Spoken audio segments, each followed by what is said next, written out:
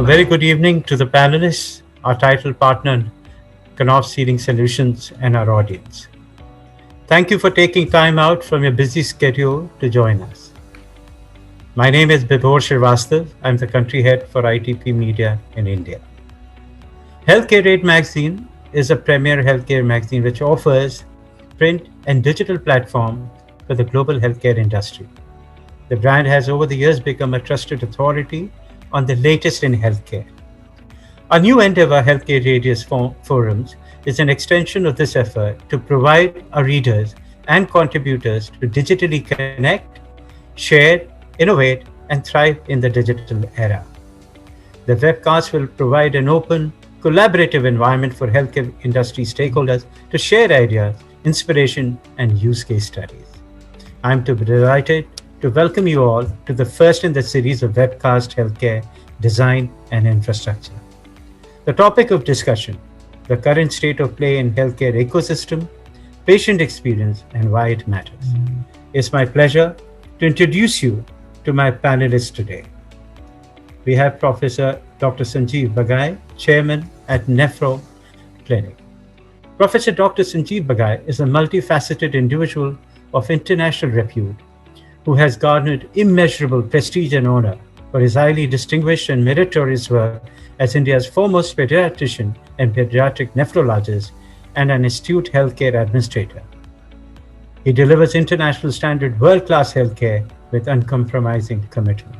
Welcome, Dr. Sanjeev Bagai. Next up, a very dear friend, architect Rahul Pandey, partner and principal architect, IMK Architects. Rahul Pandey took over the reins of the practice from his father, Mr. I.M. Kadri, in the 1990s. And with Rahul Pandey at his helm, IMK Architects transformed to focus his practice on social consciousness and urban ecological sensitivity. Today, the firm ensures effective and efficient delivery of holistic design solutions from building to city master plans, vibrant, dynamic, healthy, and robust spaces. Next up, ladies and gentlemen, we have Mr. Parthadev, founder director at U4RAD, startup mentors, speakers, columnists, entrepreneurs, and ex-IBM. Experienced healthcare specialist with a demonstrated history of working in the information technology and healthcare services industry. Skilled in the application of emerging technology like AI, ML, cognitive, blockchain, IoT, cloud, and digital for healthcare organizations to make them efficient and drive a better clinical outcome. Next, we have Dr. Rahul Pandey, Director Critical Care, Fortis Hospital, and member Maharashtra COVID Task Force. Dr. Rahul Pandey is a senior intensive care consultant with over 2 decades of experience, is the Director of Critical Care Medicine and ICU at Fortis Hospital, Mulund. Having a prestigious fellowship of Joint Faculty of Intensive Care Medicine, Australia, Dr. Rahul Pandey plays the real role in setting up ICU policies, protocols, and patient care algorithm. He's an esteemed member of Maharashtra government's task force on COVID-19. This task force played a key role establishing a patient management protocol for serious and critically ill patients. Next up, ladies and gentlemen, we have Dr. Hari Prasad, President Group, Apollo Hospitals Group. Dr.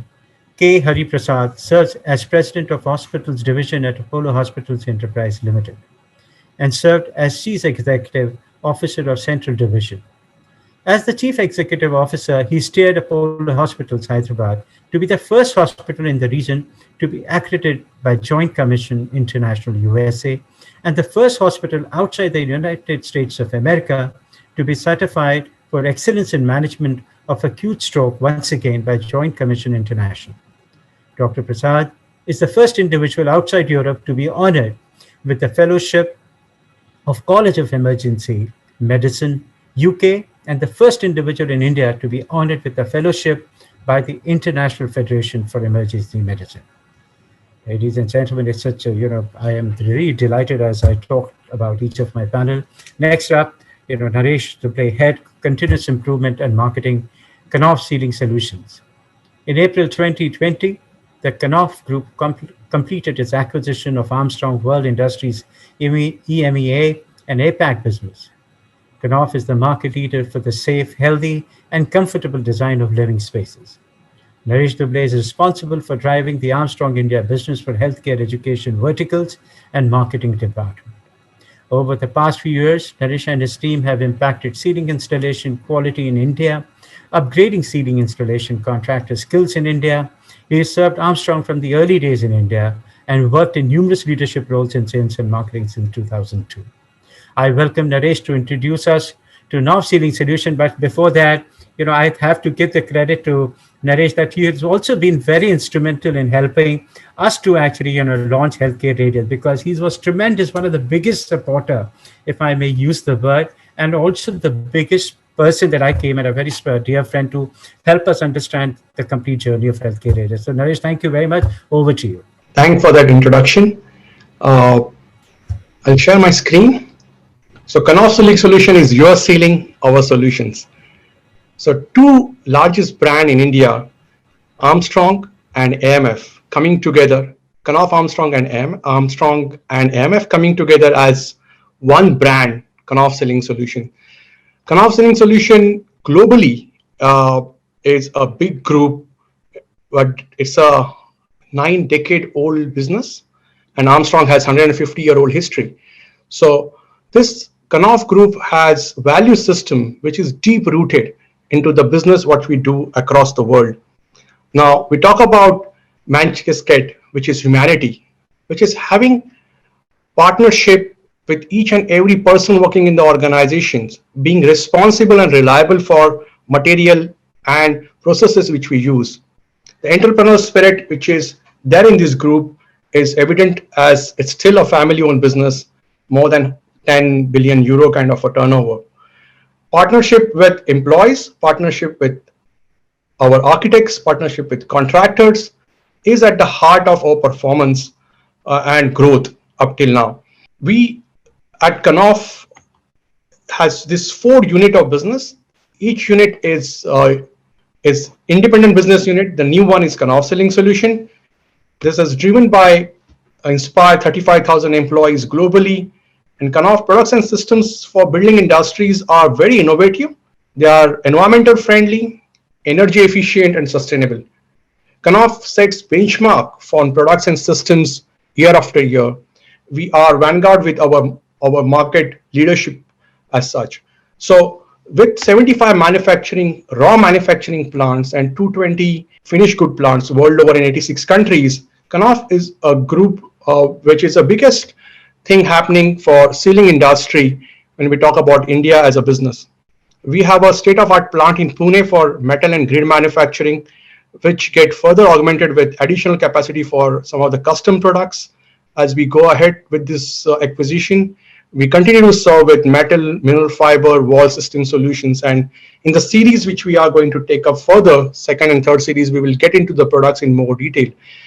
But this session, the first series, my key focus is around sound and acoustics. And what I normally say is hospitals are for patient, and the future of hospital is no hospital. None of us ever wanted to be in hospital, right? But we need to see what is really happening. So knowledge is important. We have a lot of it. We need to develop an understanding and awareness. So next 90 minutes, I thank each one of you who have joined this session to really participate this discussion with complete awareness around what is happening, what are the different discussions and choices are coming up. And these choices, eventually, we talk about AI, we talk about innovation in healthcare, which is around the corner for everyone. And if not now, then when? Because we have seen what is our situation right now with the COVID there, but this industry or this sector is undergoing tremendous change, and infrastructure is the first one to go up. So with better awareness of what are the challenges, with better awareness of what are the choices we have, we will certain to get into a change and innovation for the industry is my belief is. And sessions like this will actually fuel that movement going ahead. So the requirements of hospitals are pretty clear. We require a hospital facility which is very different than any other building, because 24/7 we don't have any downtime when it comes to healthcare facility. So ease of maintenance is number one criteria when we are building safe hospitals. We want nice conditions for patient, but important is comfortable working condition for people who are heart of the operation when it comes to healthcare. So we require low LOS, loss kind of thing. We want patient to go back as length of stay should be as less as possible. At the same time, we want to ensure that the people who are running the hospital are super efficient and productive. The hygiene and serene atmosphere is at heart of performance for the people who run hospital. Now, and even the patient who recover in the hospital, like you and me as a healthy person, if we couldn't sleep, let's say for a couple of days neatly, for 6 hours or so, disturbed sleep, we get zombie, right? The patient who are not able to sleep in ICU because of the machine noise and other noises coming up can be a really a problem for their recovery and also the error. So we will see this. This is a very normal situation in any healthcare facility, right? This kind of sound coming up. So it's not an air quality, thermal comfort, lighting. It's a noise which is not really dealt with in Indian healthcare system. And what is the effect of this noise quickly? These sounds are quite disturbing. They are annoying, stressful, and distracting at times. So with all those things happening simultaneously, it reduces the productivity and satisfactions of people who are occupied and running that facility. It leads to error. Now, error in any business are bad, but they are fatal when it comes to healthcare. Now, this study I'm sharing with you, which is done by CB, Berkeley, California, for 70,000 respondents across green and non-green building post-occupant survey. This is the way to go about green construction now. It's no longer a carbon counting. It's how productive that building is for people who are using that building for next 5 decades or 3 decades. So you see green dots for green building. They are outperforming in many parameters when it comes to thermal comfort, air quality, cleanliness, but across green and non-green respondent, sound and acoustics is below zero. Means what? Probably we haven't paid enough attention while designing our building in healthcare, to be specific also. So we have a products like BioGuard Acoustics and BioGuard Metal. These are award-winning products. BioGuard Acoustics specifically is a 40-year-old UL Lab certified antifungal, antibacterial acoustical products is a must in a facility for ICUs, large areas, lobbies where echo is predominant, which hampers the communication and it distract and amplify the in-house sound to a next level. So we will talk about different products and system as we go ahead, but what I want to really launch is Knauf Selling Solution. Is a new company for Armstrong Selling Solution. We are the go-to partner for smart selling solutions in this country and across the globe. Thank you, Vibhor. Over to you, Sujata. Before Sujata comes, I think the numbers of the audience are very, very increasing. Guys, you are very much listening to this. So please shoot your questions in the Q&A. Sujata will take it in between as and when. So you don't have to wait. So go ahead. Over to you, Sujata. Thank you, Vibhor, and thank you, Naresh. Good evening and a very warm welcome to all of you. Before we begin, may I request the audience to post the questions as Vibhor just mentioned in the comment for the panelists in the Q&A box or in the chat box so that we can take the questions in between and make this a more interactive webinar rather than waiting for the questions till the end. The aim of this Healthcare Radius Forum is to understand and measure the variables affecting the patient experience and satisfactions based on the healthcare ecosystem. So I will begin with the eminent doctors present over here. We have three eminent healthcare leaders. Dr. Bagar will be joining us soon. He's caught up with another webinar right now. You can help us understand how and why does the patient experience matter, and why have healthcare providers suddenly there's an emphasis on improving the patient experience. Dr. Pandit, if we can begin with you. Good afternoon, everyone, and thank you for having me on this panel. I think the healthcare section is now basically widening up quite a lot, and it is not just about providing medicines and doctors and nurses to look after patients. It is extremely important that we actually have the mental well-being of the patient, especially working in critical areas like ICU, which is where I work and spend most of my time. It is very important, some simple thing like continuing a day and night cycle for a patient, to have a sleep and wake cycle which is intact for them. Quite often, when they are in an environment where they are just looking at the white light with no windows, you could see that in a couple of days in ICU, they get disoriented to time. And that's when the real problem starts. Once they get disoriented to time, all the sedatives, the effect of the drugs, and maybe a electrolyte disturbance, it just adds on to this. And you often have this terminology which is called as ICU psychosis. And I think acoustics play a very big role in that. We just heard Mr. Naresh talk about that.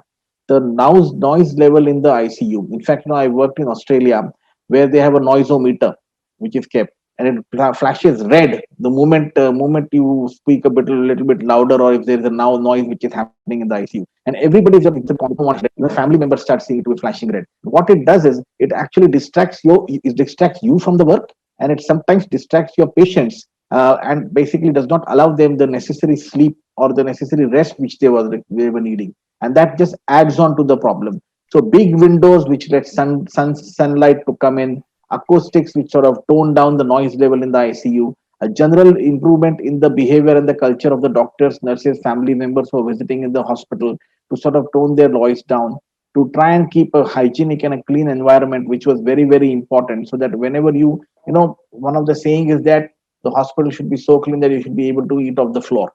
That's the level of cleanliness you should be maintaining. It's not just for the infection control, but it is also important that actually it seems a pleasing environment for a patient to get better. And that's why the healthcare is sort of expanded into several things. From a healthcare industry, it has also become a hospitality industry. It has also become an industry where you have to now look after that the patient just does not get better, but get better and happy as well. Thank you, Dr. Pandit. Dr. Prasad, if you could give your opinion on this.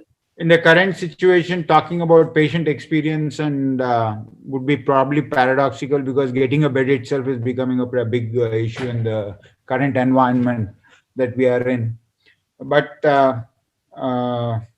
in general, as Dr. Rahul Pandey said, patients are looking beyond clinical care, beyond the actual care that is provided by the doctors and nurses. They are looking at multiple things. And as we move into the future, I think there is going to be a significant change in the way healthcare needs to be delivered, because healthcare itself is evolving and people's expectations are evolving. And I use my favorite 5P formula to describe where healthcare is headed for. The first P is there's going to be a lot of emphasis on preventive healthcare, which is the first P. The second P is there is going to be personalized care. Two people with the same disease do not respond to the same treatment. They respond differently, because today we are able to go up to the genomic level of diagnosis, and treatment is going to become more personalized. And it's also going to become more personalized in terms of the way a doctor handles the patient, the way a nurse handles a patient. There's a lot of personalization expected at that level. The third P is the precision. A lot of precision is going to come into healthcare with advent of genetics and technology like robotics and proton therapy. So there's going to be a lot more precision in terms of the way the care is delivered and the sort of care that is being delivered. It's going to be more proactive. A lot of people are going to come up. I mean, we are used to seeing people in stage 4, stage 5 of cancers. But as we go into the future, because of preventive care and because of greater awareness, we're going to see more people being proactive about their health and seeking care much earlier. And the last piece, the people are going to become more involved with their own care. There is a lot more information that is available to the people. So they are going to be there's going to be a lot of empowerment in terms of what the patient is going to get in the future. So putting all these things together, what we already began to notice is a lot of healthcare is actually happening outside the hospital settings, whether you call it home care, whether you call it day care. We ourselves, being a very acute care hospital doing the most complex procedures, over the last 5 to 10 years, have come down from an average length of stay of about 8 to 9 days per patient to less than 4 days per patient. So we're going to see a situation where number of beds are going to be irrelevant, but the type of beds and what is the provision within the room or the patient room is going to make a bigger difference than the number of beds. It's going to become connected and patients would like to remain connected. We're not going to see so many attendants flowing into the hospital. They would rather prefer to be informed or use technology to be connected with their patients who are in the hospitals. And the same technology could also be used to keep them connected with the doctors or care providers from across the world. It's become healthcare is today become boundaryless and without any borders. So it's going to become connected rooms are going to become the thing of the future. So broadly, number of rooms is going to become irrelevant. It's going to become the four or five P's that which I've talked about, and connected healthcare is going to become the future, which architects and which a lot of stalwarts on this panel would be able to elaborate much better and take it forward. Thank you. Thank you, Dr. Prasad. We have Dr. Sanjeev Bagai joining us. Dr. Bagai, my first question was on if you can make us understand how and why does patient experience matter, and why is such an emphasis there on improving patient experience these days? I think it's paramount importance to understand that the core part of a decision-making cycle is by the patient, through the patient, and for the patient. Now, earlier it was I say so, therefore. Now it is a patient who will also be a part of the decision-making cycle. Also, we've seen a lot of chronic patients who require long-term care, also patients who have to come on a regular basis, especially for dialysis or for post-transplant visit or for other neurological problems. A hospital should be more a welcoming setting rather than an intimidatory or a obnoxious old kind of feeling which people used to have. So I think the patient experience is one amongst the core parts of where the digital technology is going to take us. Patient experience is patient convenience, one, patient safety, two, patient having a level of transparency with the hospital, three, and last most important is ethical practices which can be demonstrated and shown to the patients. I think the patients have a right to know, patients have a right to ask, patients have a right to information. That's in the charter of the patients. I think the patients should have the convenience of doing an online booking. You can book a movie theater ticket sitting at home.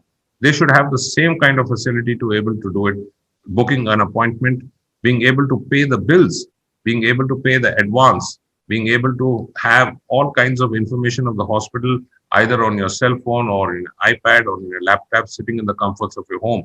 Patients and relatives do not have to flock outside operation theaters into crowded reception areas. It's a huge risk of hospital-acquired infection. So I think these kind of things will be circumvented if you have a good kind of layout, which is either architectural in a digital technology format, or indeed looking after the patient's convenience. Smart talking rooms, say, for example, a patient or a relative needs to ask a question. He has an easy access with someone in the team, and they don't have to go down to the OPD or to the OT to talk to the doctors. Neither the doctors have to leave what they are doing and go and visit each room. Many times patients have recurrent queries, which is normal, which is expected. It's our duty to answer them. So I think there are newer and newer things which are going to come up. Say, for example, kiosks all over the hospital. It's easy access. It's navigation through the hospital. It's even accessing your reports. I think patient experiences, you don't have to carry a huge bundle of half a kg of 5 years of recurrent MRIs, CT scans, ultrasounds, and renal scans and brain scans. You can actually get them right down onto your cell phone, onto a chip. So I think its overall experience of a patient is, like I mentioned, safety, better clinical outcomes, patient convenience, patient transparency, and seek and right to information. Thank you, Dr. Bagai. So we have a question from Saif Ali, who wants to know, keeping the current crisis aside, what is more important, the maximum outreach of the healthcare to the population in Tier 2 and Tier 3 cities, or to just making the current state of our facility more attractive? So any of the three healthcare leaders can answer on this. So Okay. I think what is important is that we need to grow up as a country where everybody has got an access to healthcare. And the way to deliver that is to use technology to our benefit. The way we can actually do this in a very, very reasonable way, and this is already been done in many of the countries, and we are now starting to do that, is to deliver the healthcare with electronic medium, EICUs, electronic health record, which Dr. Bagai was just talking about, electronic consultation are the realities. You actually don't, the doctor patient relationship, the patient hospital relationship is completely redefined now. In fact, the good things which actually pandemic has shown us is that we can still talk to a patient's family on a video call or on a telephone and still be able to convey and get the consents for the things which we would have initially, a year ago wanted them to come and sign. Now the trust deficit which was there is not that much, and I hope that it sort of remains the way it is, because people can trust that the doctor is trying to do the right thing, can entrust their loved ones in their care, and still feel safe that the information is being given to them in the right way. And if we can deliver that, we can deliver good healthcare at a remote place as well. There is no point in making the state of art infrastructures more and more attractive and then have people travel across to those places. Look at the way in the last 25, 30 years, bypass surgeries have grown across. I remember as a child, when I was not a doctor, you had to come to the major four metro towns to get in the country to get a bypass surgery done. Now, bypass surgery can be done in a small town as well. In Mumbai, in Maharashtra, there would be at least 20 towns where a cardiothoracic surgeon would be doing an excellent bypass surgery with very, very good results. Similarly, around 25 years ago, 30 years ago, dialysis in the ICU was a big thing. Now you come to my ICU, not only are the patients on dialysis, they are on ECMO, they are on so many other things, and they can be delivered through a remote care as well. They really don't require a lot of complexity. See, the skills which are required, the manual skills which are required to deal with patients are very, very limited. Everything else is cognitive, and if you can deliver the cognitive part from a far off place, you will be able to deliver the care in a nice way to a remote town as well, or to a remote tier 3 city as well. That's what I feel. Dr. Prasad and Dr. Bagai, would you like to add on? Yeah, I think technology is something which has to link into the remotest and the most inaccessible parts. You can have a mother hospital, but I think the way forward is not the patient coming to a hospital, but almost 70-80% of the OPD visits can be done remote monitoring, especially in areas which, one, have lack of access of healthcare, two, they don't have so many amount of specialists.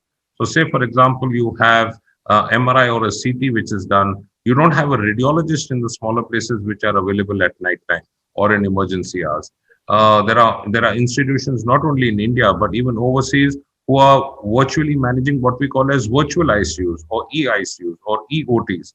You can navigate and help the people continents away through this technology. So I think it's a knowledge for all. It's quick access. You can share information. You can even have systems in place in which medication can actually be calculated and sent to patients.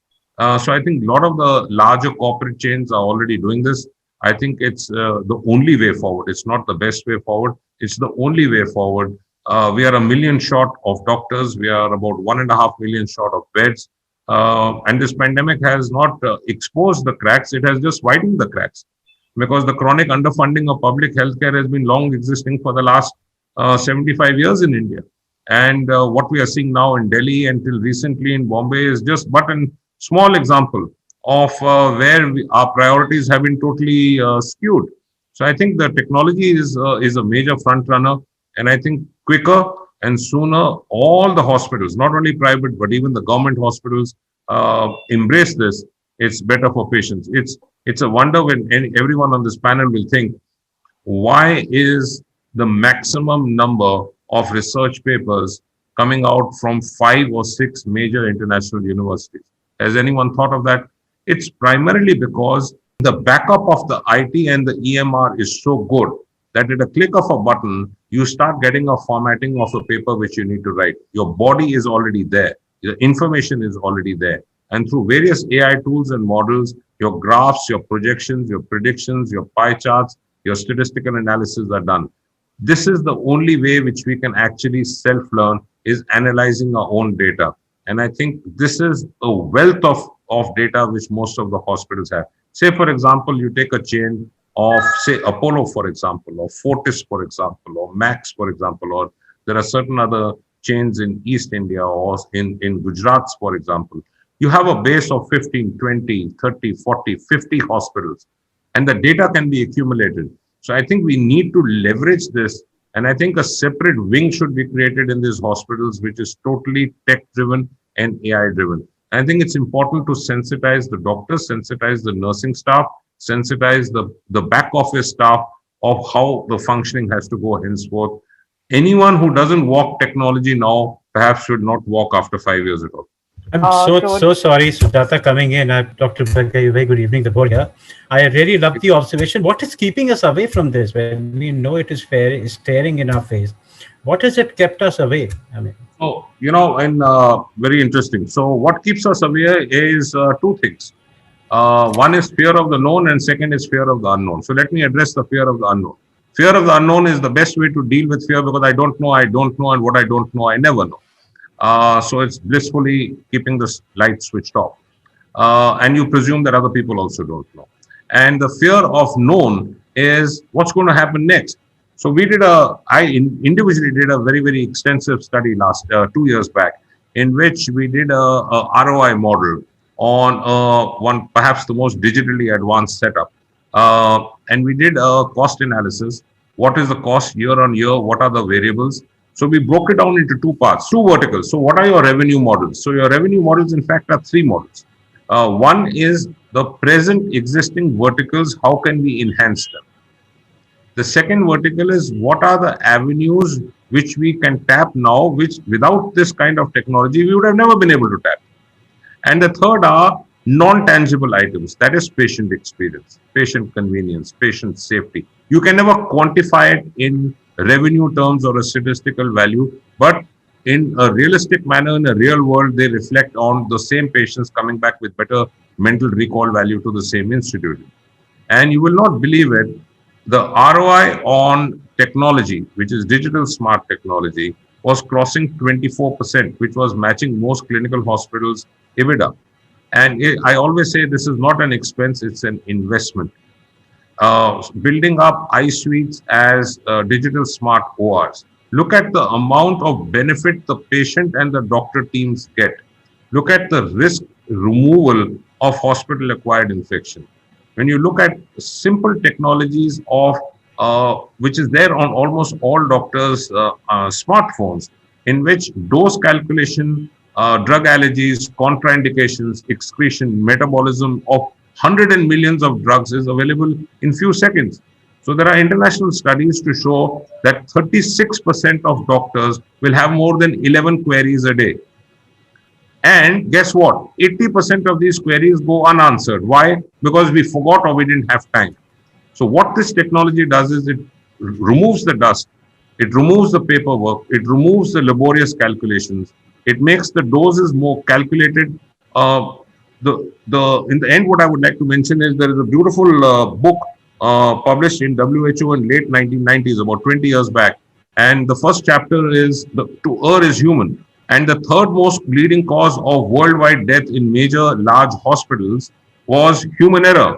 And if human error can be eliminated by this technology, what better proof do you want? The largest errors we make is in dose calculation, is in name mispronunciation. When you talk of 0.001 milligram per meter squared per day, per hour, per minute, even Einstein will not be able to do it bedside. When this technology can fine-tune it and tell you the other drugs which are happening in the body, which are being given, or the past history. So to give you an example, a 50-year-old man comes in with hypertension, with allergies to, let's say, a sulfur drug, just for example. He's on ACE inhibitors for hypertension. He's diabetic. He's on metoprolol. He's on XYZ. His ECG had these changes. His last ultrasound showed prostate enlargement. And 1, 2, 3, 4, 5, his present condition is this. As soon as you feed in your line of medication, this AI model will tell you what is good and not good. It will give you a risk stratification score. It will calculate your doses. It will calculate it to the T. It eliminates all errors, especially in oncology patients. When you're receiving, let's say, a triple therapy or a quadruple therapy of immunosuppressant, it will fine-tune it to tell you one is not interacting with another. There is no contraindication. What are the doses? What are the long-term side effects? Say, for example, a patient comes in, I can rattle off for hours. A patient comes in with a chest note. The AI model will tell you whether it's tuberculosis or sarcoidosis. Simple, as simple as that. There are things which you need to leverage very, very aggressively in technology. Thank you, Sujata. Absolutely. Well taken, sir. Over to you, Sujata. I think technology is a clear done. I mean, it's imperative. So, Sujata, go ahead. Thank you, doctor. Yeah. Yeah, so we are Go. talking a lot about Yes. technology. So I'll go to Partha Dwe because he is the technology specialist here. So the technology and the digital transformation in hospitals and healthcare sector is also playing a major role in the patient experience and how the patient wants their hospital environments to be. So as a tech expert who has led digital transformation in healthcare sector, could you share your views and ideas on the digital smart hospital? Now, I have one more question on to that because one of our audience asked, as healthcare infrastructure, how can the rural and the third tier places where power and internet is still far away be accessible on a virtual healthcare and all the technologies that are that we are talking about here? Thanks, Sujata, and thanks for having me in the panel. And this is the benefit of being a part of the eminent panelist, and particularly Dr. Bagai. Typically, if I'm with Sir, then most of the things are being told, and I have very less to add. So thank you very much for your confidence, and I always feel you are one of our, opponent for this digital technology. I'll add. Partha, you are being kind. You are a good friend. Please go ahead. I will address the second point first because this is a very important point. As we are all expecting to be riding on the internet bandwidth or availability of the internet is of immense importance. This is something we have to solve. There is no other option that we have that we are thinking about going digital completely and not having access to internet. If we don't have internet, we are dead. And whatever the discussions that we are doing about technology, it is completely meaningless. So this is a very, very, very important point for us to address as an industry. And things are getting better. We are getting good signals. At the same time, most of the organizations who are working on digital technology, they also need to fine tune their applications in a manner that it does not require a huge amount of bandwidth. Now, this is another thing to keep in mind. So when we are developing applications, non-functional requirements are also very important. We give immense importance during application development on the functional requirement. What are the functionality to be addressed? There are lots of time we do not give adequate importance to the non-functional requirement, like what is the time it takes to open up in a low bandwidth area. So this is something we all need to address as a technology people. And I would also like to add another point over here is about security. As we are going digital, our data are all lying everywhere. And we have to ensure that our data are more secure in a digital manner than it is in a paper medical record. If we can address this two aspect, the other things would become much easier. And I take a little different way of things rather than telling that the hospitals and the doctors are not accepting digital as a technology. I take it like it is on us who are working on the digital technology area. We probably could not able to show enough evidences to them, to the fraternity, that it is a real things to do. Most of the time, probably our story is not convincing enough, rather than trying to just focus on some of the functionality areas. So this is something we should take up. We should work on ROI based calculation, as Dr. Bagai suggested. In any of the presentations that we are doing, it should have the ROI rather than only talking about the benefit which is not quantifiable in the way the investment versus return is coming, which is not the way most of our presentations are being made. Now, if I come back to a couple of areas where we are now seeing real benefits of digitizations, we have all seen e-consultations or telemedicine for that matter is probably in one of the ray of hope in these pandemic situations. Being in Delhi, Gurgaon, we all are facing challenges. While I'm in these sessions, getting multiple calls, they are so close friends and feeling so frustrated working for so many years in the healthcare industry and still not able to help people out. But good thing, still we have some digital consultations are still available. We are able to connect with the patients digitally and able to provide services. The other area where I felt that we have done probably better work is in the area of use of AI in as a, if I may use the word, clinical decision support system. This is not a clinical decision making system. So idea of using the AI today is not to replace the clinicians. Idea of using the AI today is to empower the clinicians more with information than they have today, so that they can initiate and take the better decision. So AI should be considered as a friend, not as a replacement of a doctor. This clinical decision support system would able to provide adequate information at the right point of time, because if someone has to read and go to a journal and try to find out what I need to do for a particular cases, to make it a individual patient experience, the way Dr. Hari Prasad and Dr. Pandit both were telling, today the world has come to a precision medicine, and world has come to a personalized medicine. What works for me may not works for you. In that manner, AI tool today are matured enough to be a friend of a doctor and help them to make decisions. Presently, I work with a radiology organizations, and we're trying to help radiologists on making decisions on the diagnosis. So our effort is not to replace radiologists, but to make the radiologists more productive by doing the analysis of the images, the previous clinical history of the patient, the present illness, what has been provided by the physicians, and then help the radiologist to make a better decision. So if a radiologist earlier was taking, let's say, 10 minutes in preparing a report, this should have been done in half of the time, because of AI is helping the radiologist to make a quicker decision. That's the way we see how the productivity of the doctors is going to be of a great help, because we can't produce so many doctors. As Dr. Bagai said, there's a huge gap. If we are only thinking that we will be producing so many doctors by the medical institutions, it takes huge amount of time. We'll miss the bus. And we are seeing that we have already missed the bus, considering the pandemic situations we are in.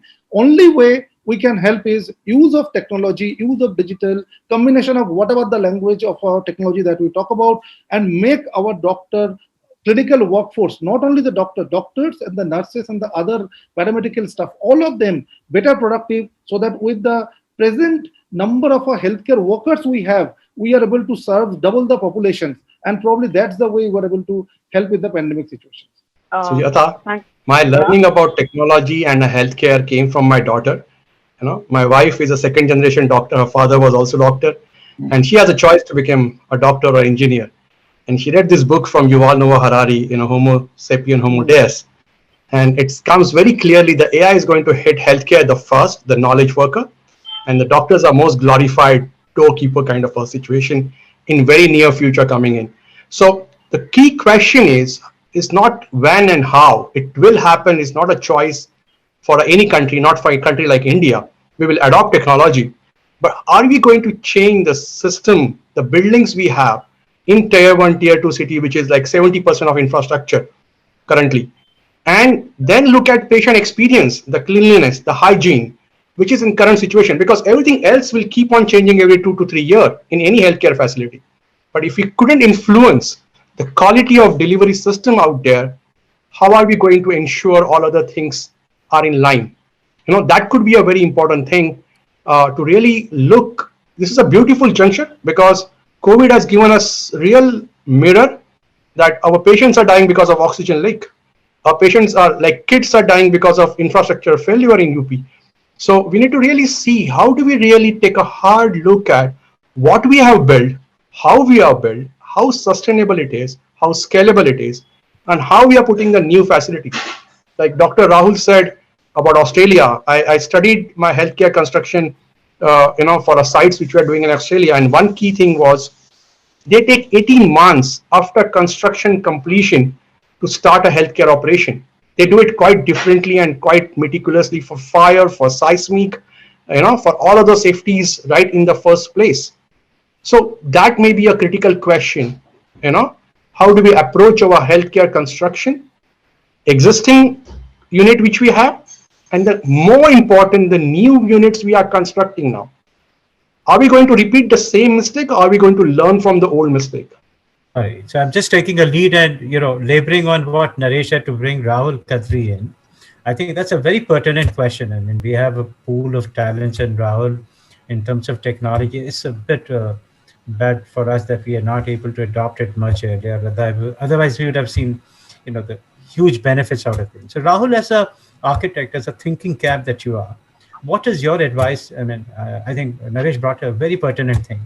I think we are in a tearing hurry, and they're looking at the revenue models and get the project, get it to a flying start. So, what is your talk? How are you making the discerning healthcare professionals adopt this and labor on to create a building which will have every element of hygiene and all the fire issues and everything that Naresh pointed. Yes, Rahul. Technology changes every 5 years, and we have the chance to adopt anything new, um, you know, every year. But the thing you cannot change is the structure of the building. That's going to be with you for 75 years. So the decisions you've made when you're designing the building are not going to change. So are you making those decisions on a platform that's sustainable? Is it really enhancing the experience of the patient? Is it helping the patient recover? So those are the questions you really need to ask when you're building the building. Is it a robust building? And it really boils down to two kinds of designs. One is the static, like when there's a patient in one place, what do they think, feel, hear? So if you take the five senses, breathe. Are they breathing clean air so they can recover? And this breathing clean air is clearly linked to sustainable practices. What is the width of your building? Does your building allow cross ventilation or no? We, in the last few decades, have been building very deep buildings, 30 meters, 40 meters, 50 meters deep, relying on artificial light and artificial air. And we've seen the problems with that, because when you're not getting very clean air, because you need to air condition the air, the buildings are so deep, you are air conditioning it, then you're filtering it. So your kind of fans you need to push the air through the filters is higher. So your basic structure needs to work for clean air, for your eyesight, daylight. I can see all the rooms over here. There are only two of us sitting in daylight, Partha and me. Everybody else over here is in.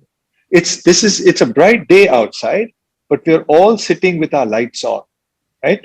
In India, which the daylight is pretty good. So the energy wastage, also it's been proven that human beings are biophilic. When we are connected with nature, we recover. When the color of light is the correct color of light, when it's not white light, as Dr. Pandit pointed out, it helps us. It calms us down. So what do we breathe? The quality of air, what do we see? What do we hear? And what do we feel in terms of the temperature? So these are the things, the fundamental things you need to take care of. And your building needs to do it in a sustainable way. So that's the static part of it. And the other is the movement part of it. When you first come into a building, does it cause you more stress? Is the wayfinding mechanism clear? Do you have proper symbols or proper places that you can recognize, or are you just going from corridor to corridor? So it's very, very important to connect to the outdoors at all times, so that you have some anchor places that you know where you are. So movement systems, not only for patients, for relatives, but for staff. Are you designing it so that staff movement is minimum? Where are you placing your nurses? And these things are not going to change in a hospital, no matter what technology you use, right? Unless the amount of energy you put in is going to be more and more. And that's not something you want to do. So getting your initial designs to be sustainable, and they're very simple, linear systems, not very wide buildings, Don't get heat gain from east and west. They're very, very simple systems, but they are ignored consistently. And then we pay the price for 75, 80 years by adding layers of technology to solve problems which are very, very easily solvable in the beginning. So, so that's where the design comes in, and that structure you really cannot change. No matter what you do, you cannot change. But I think the direction technology is taking is adding value, and we will continuously add value to the basic. But the base is important, and that's where architects come in to lay the base properly. Thanks, Thanks. Rahul. Adding on to what you mentioned right now, efficiency and cost effectiveness. An efficient office hospital layout should promote even the staff efficiency by minimizing the distance. The last time we spoke, you mentioned about how you minimize the distance of travel between one segment to the other, provide an efficient logistical system, and make efficient use of multi-purpose spaces and consolidate spaces whenever possible. So how effectively this can be achieved in a modern hospital, which most often are multi-speciality hospitals? Yeah, so it's basically making sure that the distance that the caregivers need to walk in a day is humane. Because if you put a pedometer on a nurse, you'll know that she walks more than 10 kilometers in a day. So if you can put simple things like with the nurse station, the clean utility, the dirty utility, the laundry, etc., accessible very easily in the center behind the nurse station, those are very simple things which you can do, which will really reduce the amount of movement. Then technology is also there where you can have your vacuum tubes, etc. And now digital, so samples, etc., can move in the vacuum tubes, and information, of course, now can flow through the hospital, and nobody has to go with a slip for anything. So those are the simple things you can really do. Thank you, Rahul. My next point is on flexibility and expandability. So Corona has shown us how badly prepared we are, and the medical needs and modes of treatment will continue to change. But how do we prepare on flexibility and expandability of a hospital facility? Dr. Pandit, if you could answer on this. So literally when COVID-19 came through last year, March, we actually had to carve out a hospital within our own hospital. That's what we had to start off with. We had to start off basically having two separate hospitals within the one hospital, separate corridors, separate segregation of COVID patients, not COVID patients, having policies for using common areas like say MRI scan or CT scanner. There was a huge amount of exercise and brainstorming which went through. I think the hospitals have to be flexible and they have to be basically expandable. Now we cannot be having situations where we start thinking of it when the storm hits our door. We need to be a bit more prepared, and we should be able to quickly turn around a facility which would cater to the needs of whatever has been demanded at that particular time. For example, right now, the biggest demand which I am facing in Mumbai is the intensive care beds. So from being running a non-COVID ICU and a COVID ICU, I have literally expanded ICUs to another 40 beds, which if you would have asked me a year ago, I would have said, no way that I'm going to put up ICU in this place. But we have been able to do that. And it is not very difficult. A little bit of a smart planning, get some architectural help with your architect friends, talk to the people who can actually do that, and you are able to do that in a reasonable way. That would be my nuts and bolts in terms of how to actually make a facility available. What is difficult is to man that facility. While we may all talk about a prescription being generated or information flowing from one place to the other, it still remains a fact that if a nurse has to give one injection, let's say she has to give a paracetamol injection, it is like, she's going through a jumbo jet 747 checklist, because she has to first indent it right. The person who is indenting it has to get it right. Once he gets it, she checks it. She counter checks it with somebody else. She has to then check the bed number in which she is going to give it. She has to check the patient's name which she is going to give.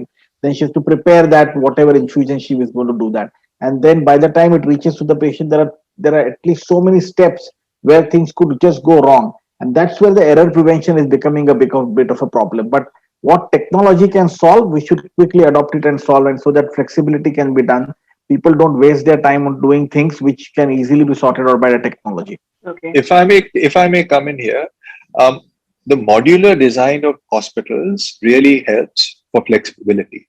So if you design it in a modular way that your grids are such that you can change a ward into an ICU into an OT overnight, rather than having so if and your circulation systems, if they are such that they are expandable, then you can do this extremely well. So modularity in a hospital and deciding your grids is a crucial thing.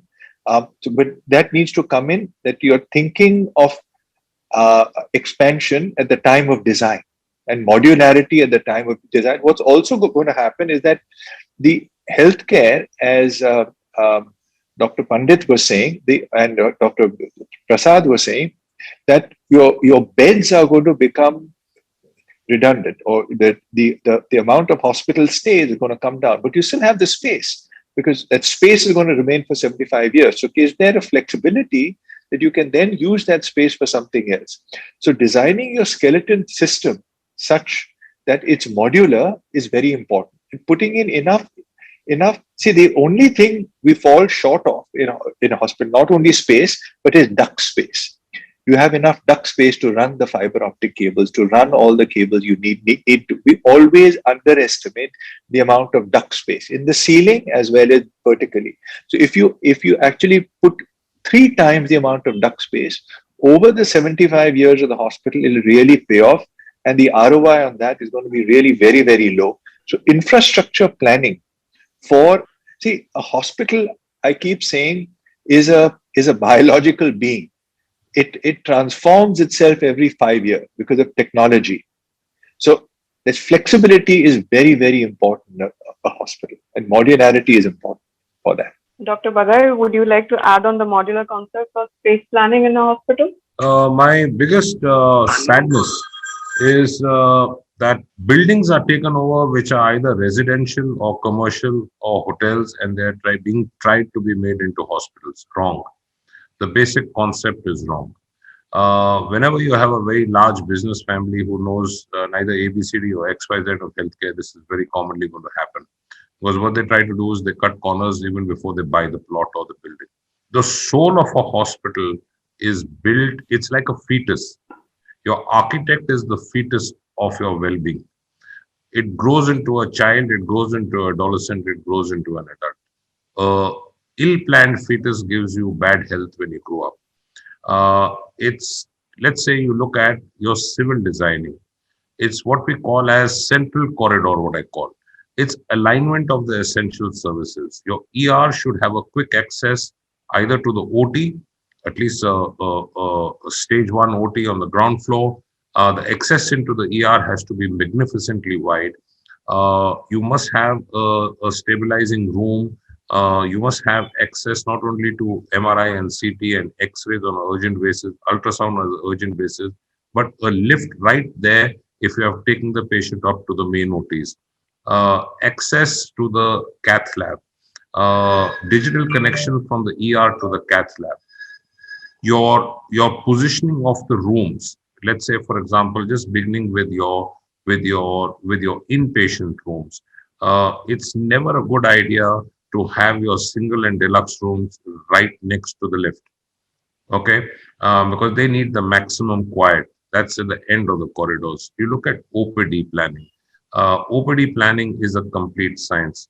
You look at n amount of hospitals, no names taken. Very often you'll have a plug-in ENT guy sitting next to a gynecologist OPD. You'll have a psychiatrist who's sitting next to an orthopedic guy. There's no planning. Whatever is available, let's put that fellow there as a consultant. Wrong. How do you do it? You have to make sure which departments link with which sub-departments the most. I mean, the very commonest thing is gynecology, obstetrics, and pediatrics, of course.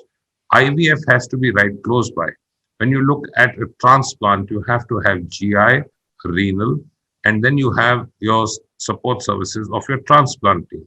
When you look at departments of internal medicine, it has to be right side by side with metabolic, diabetes, cardiology. When you look at nephrology, you have to have urology right next door. It's positioning of the OPDs, the walk time from the lift to the OPD, which OPD will be the least.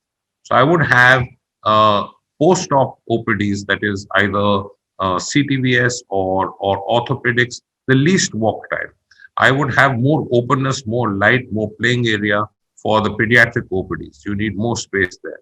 The positioning of what happens inside the OPD rooms, right? Can you believe we always examine the patients from the right side? Okay. So as clinicians, we examine a patient from the right side of the patient. Okay. Can you believe the gynae Fowler's bed, folding bed is positioned in which you are approaching the lady from the left? Wrong. And there is no space in which you can do an examination.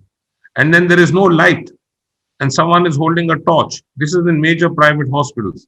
So I think that designing the thought process, the conceptualization, the alignment has to be well before you even plan. Second is you must make sure, is it a single specialty, multi-specialty? Are you having centers of excellence? What kind of centers of excellence are you having? What is your focus area, space allocation? So there's a lot of thought process which goes into your alignment of the OTs. Your alignment of your OTs would be cordoning off your high sterile environments like transplant OTs or orthopedic joint replacement OTs. Would you like a OT flow which is temperature controlled? There are some OTs which require a colder temperature versus a lesser cold temperature. So there's a lot of fine process which goes into it. And I would, as a person who's built hospitals, as a clinician, as an administrator, very strongly advise, spend few rupees more, get a qualified healthcare architect to build a world-class hospital for you. Don't repent and suffer after it is built. Thank you, Dr. Pandey. Dr. Prasad, would you like to add on? Yeah, man, I would actually go to the extent of saying that even before the first brick is placed, you should have walked through your hospital and gone through each and every detail in the hospital. And today the architectural technology permits that to happen. And I've seen that happening where I've been able to walk through a hospital even before the first brick has been placed. I think what Dr. Bagay said is right. Each component needs to be thought of, right from access to the different facilities in the hospital, to patient movement, to staff movement, to material movement, both clean material movement and waste material movement, to dirty material movement, to airflows. Everything needs to be thought through much before the first brick is placed. And you should be able to walk through the hospital even that before the first brick is placed. That is when you will have an optimal hospital. One. And the second thing is, very often there is a disconnect between those who build hospitals and those who work in the hospitals. This disconnect causes tremendous problems once the hospital becomes operational, because what the guys who are running the hospital and taking care of the patients are looking for is completely different from the guy who is trying to build a hospital. Once this disconnect is there, then you're going to have a suboptimal hospital. So one of the most important things to do is to make sure that the people who are operating a hospital are a part of the planning team and work with the architects from the stage of planning itself, so that they get a hospital which will provide them optimal spaces to deliver good care to the patient. And it is these people who know better as to what a patient is looking for. An architect would not know what a patient is looking for. It would be the guys, the doctors, the nurses, the paramedics who were working day in and day out with the patients, who know what the patients are looking for. So if you're looking for a patient-friendly hospital also, you would need to involve the operational guys and make them work with the planners and the architecture team, who would bring in a lot of benefit into a hospital planning. And that would be the optimal hospital design in my mind. Dr. Prasad and Dr. Bagay, I won't agree with you more on this. First, you need someone who is an expert in hospital design. Second, even the expert needs to consult with the caregivers, because they have the direct experience, day to day, up to date experience and whatever the architect may have is of the last hospital he or she did. But what we find is that hospital managements don't give this enough time and priority. What we come up with as a system is stories, and so we call them a set of stories. As a nurse providing care in the ICU, these are the 10 things I need. So, and then we prioritize those stories. What's the most important thing I need, and what's the least important thing I need? But this requires intensive workshops with each of these people in the hospital. And we found that hospital management don't give us access to the people who were really going to help making it better. So getting your stories right in the beginning, getting your priorities right in the beginning is important. And I would disagree with you. Walkthroughs, etc., are pretty. They may look nice, but that's not where the real design happens. The real design happens in the planning. And if your plans are not right, your walkthrough doesn't matter at all.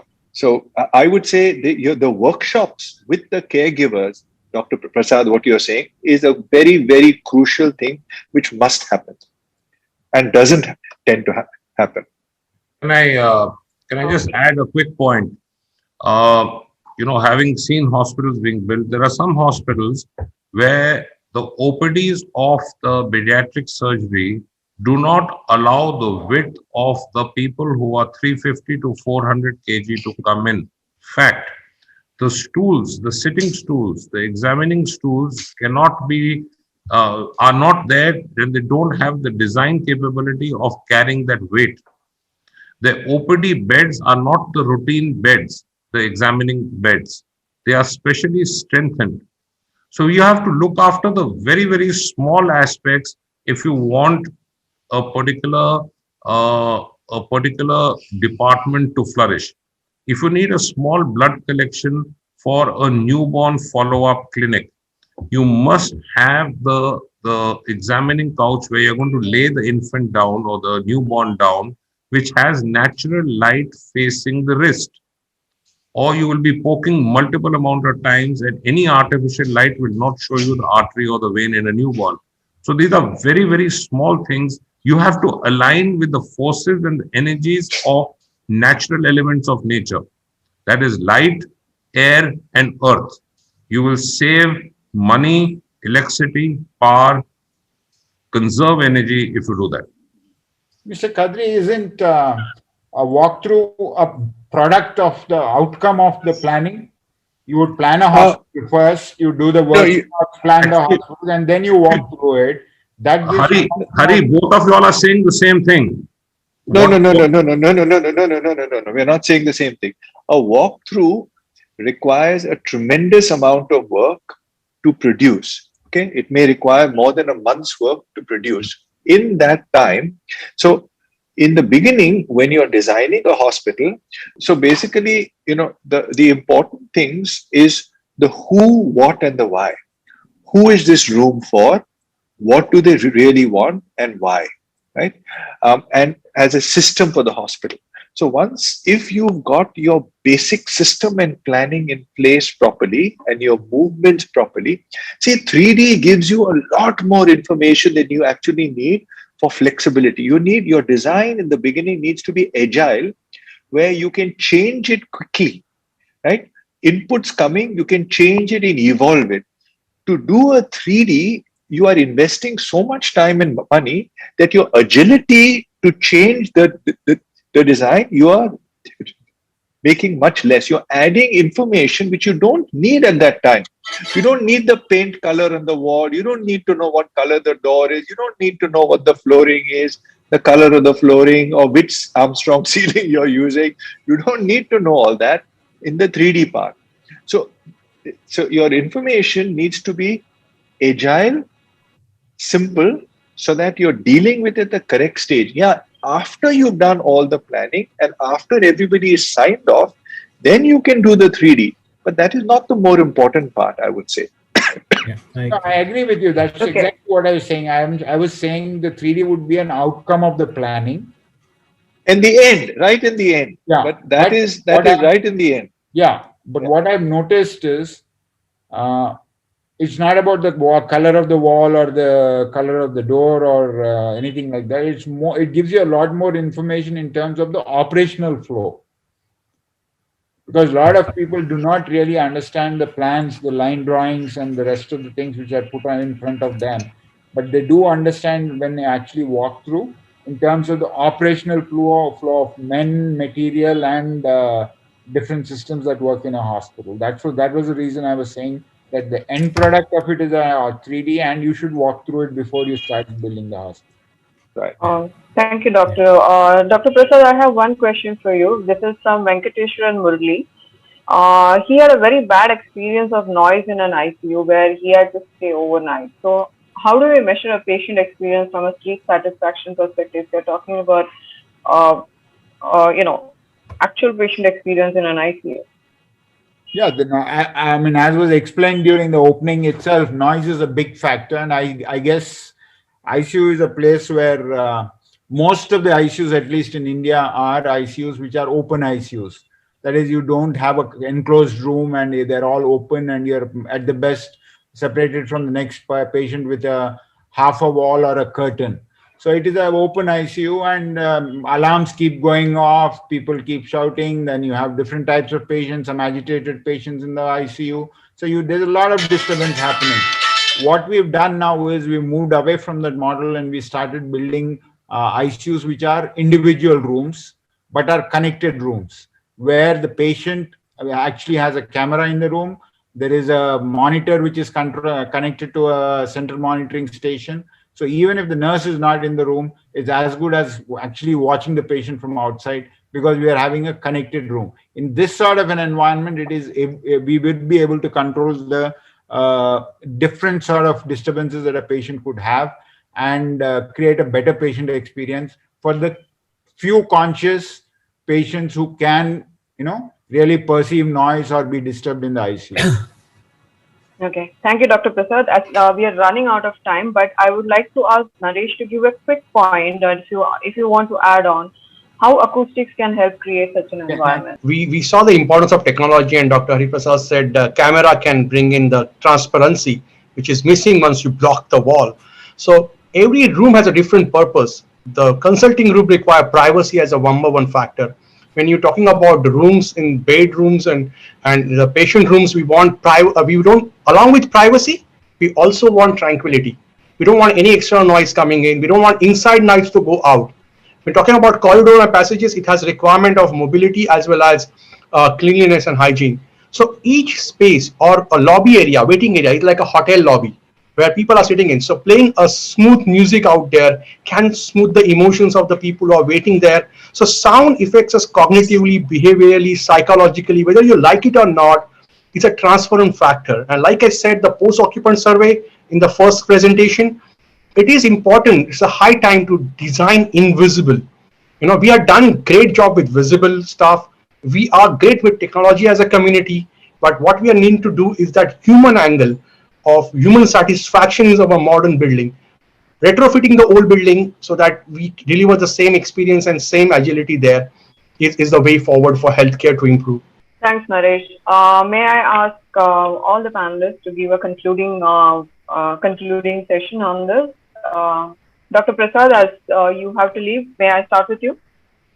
I would just say that technology is the thing one needs to have in mind in healthcare. It's not just about building beds or hospitals or buildings. You have to look at technology and artificial intelligence and how it can deliver care in a better manner without really investing into big things. And second thing is, India is a ocean of it's a island of excellence with an ocean of inadequacy. There are certain cities and towns where there are very good hospitals, but a major part of the country doesn't have this infrastructure in place. And the only way this excellence can go out to the rest of the country is through technology. And I believe the sooner we adopt it, the better we adopt it, the more we adopt it, the better is going to be the healthcare structure in the country. Thank you. Thank you. Mr. Dev? I can't agree more than what Dr. Prasad has rightly said. We have to look at a hospital design, not only the physical design, we have to look at a healthcare design as such, so that we can reach out to the patients when they need us. So I would suggest, we need to focus more on the overall healthcare ecosystem design. It is not only about a physical location of a hospital which will able to deliver real healthcare to the needy. If we look at the overall healthcare infrastructure along with all the components together, that will make the difference, and technology can being the connector and holds all the block together. Another point that I want to make, and this is from my personal experience of being a part of a hospital team, building hospital in Delhi NCR particularly. So, hospitals are built for purpose. We have to have a balance between the flexibility and where to stop. So I have seen hospitals built for X reasons has been used for Y reason. Irrespective of whatever the design flexibility you have worked over there, you can't use as a cycle for aeroplane. So those things also need to be kept in mind while you are designing or assigning the design element for a new purpose. Thank you. Rahul? So I feel our existing hospital infrastructure, we need to reassess them and see how biophilic we can make all of them using technology or other ways. And going forward, we need to be very, very careful that the buildings we are making are biophilic, are based on principles of nature, sustainable, modular, flexible, so that technology can play a greater role. And the ever evolving healthcare mechanisms can be adopted in the building. So two aspects. One is relook at the hospitals which you already have, update them in a better way, and the newer hospitals, build them well so that and make them flexible with nature. Thank you. Naresh? Yeah, so I thank all of you who have joined and panelists. So this is a web series we are talking about. So this is the first of it. We have next month, second and the third. So do join for the next series also. We're going to touch upon different aspects about making our healthcare facility more productive for the people who run the hospitals and more efficient for the patient who heal in the hospitals. And we will have interesting panels as we go ahead. So we will take up cases of what to avoid in terms of material, how to go about building world-class facilities, and some of the examples we can get into the next one. So thanks for this participation. Thanks, Naresh, and thank you everyone for joining us today. And there was a lot of questions which I could not take. I will be sending it across to each one of you. If you could answer, we will send it across to all the participants who have asked the questions. As Naresh mentioned, this is the first in our 3 series that is going to happen in the next 2 months. We will keep you updated and posted regarding the next 2 series that is going to happen. Thank you, and I hope you all enjoyed this session. Now may I request the board to give the vote of thanks? No, not really. I think enough of thank you, but I think, what do I say? I think I was totally devoured the session, and I think the testimony of the fact that I have never seen off late, in these webinars, that audience stick with you. So a big thanks to all our lovely people who are attending and listening so patiently, and lots of questions shooting up, even shooting now.